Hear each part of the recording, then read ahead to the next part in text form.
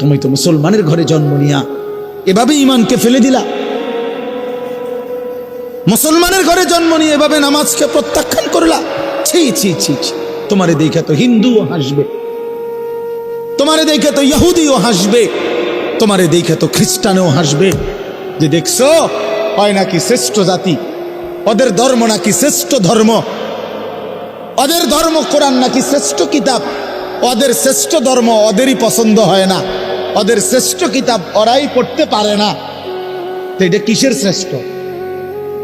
কথা বলেন না। তাহলে আমি তো আমার ধর্মের অপমান। কথা বলেন না।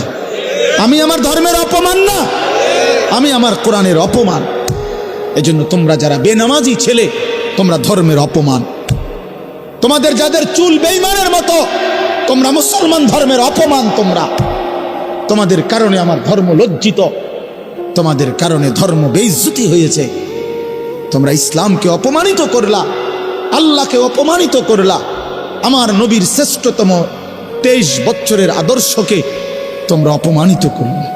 এই অপমানের বিচার আল্লাহ করবে, মনে রাখো।